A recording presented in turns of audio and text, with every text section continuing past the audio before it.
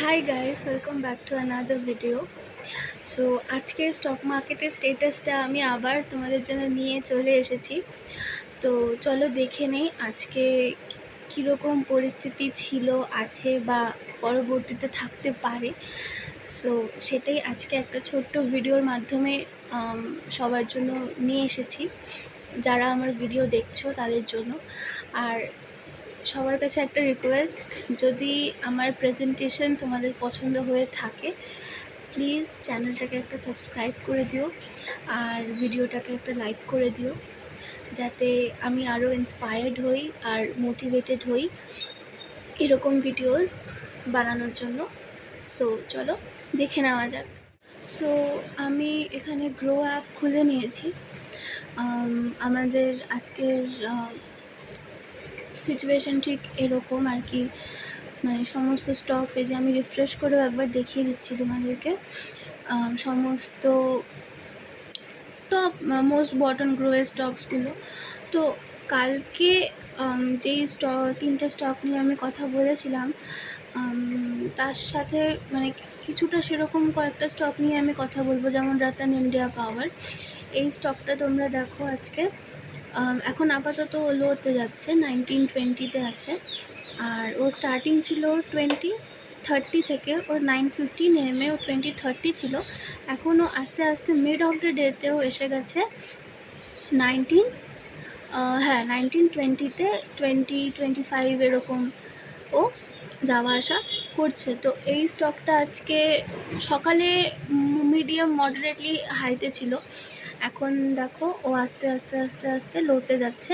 আর হ্যাঁ, লং রানে কিন্তু হাইতেই আছে, কিন্তু ও আজকের দিনের জন্য আস্তে আস্তে আস্তে আস্তে লোতে যাচ্ছে। সেল অর্ডারও দেখো ওর বাই অর্ডারের থেকে অনেকটাই বেশি। সো এটা মানে এই স্টকটার আজকে মোটামুটি লোতেই আছে বলা যেতে পারে আর কি।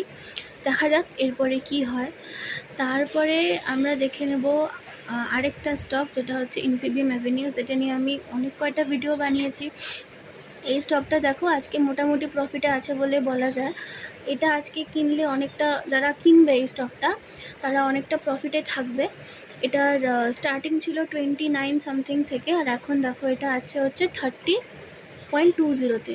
আর এটা ওয়ান ডে রিটার্ন দিচ্ছে কত, 1 টাকা 25 পয়সা ওয়ান ডে রিটার্নও দিচ্ছে।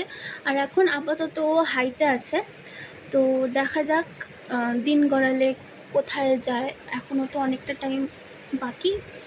সো এটা গেল এই স্টকটা। ওর আজকে সেল অর্ডারও দেখো কতটা বেশি।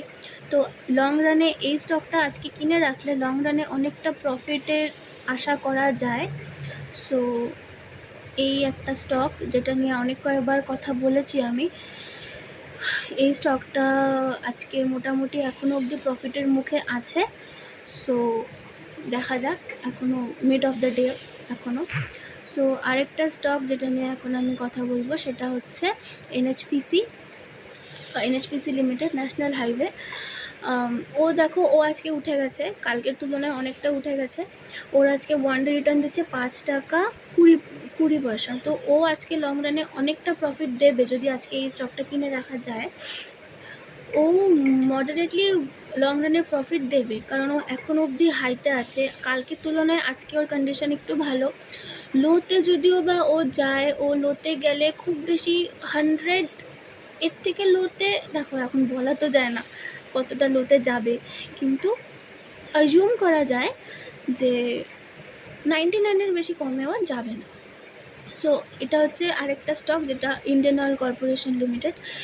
ও দেখো আজকে মোটামুটি হাইতেই আছে।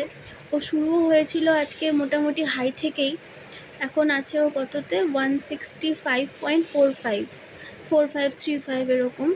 তো ওর আজকের প্রফিট হচ্ছে ওর 5 টাকা 20 পয়সা, আর 5 টাকা 20 পয়সা।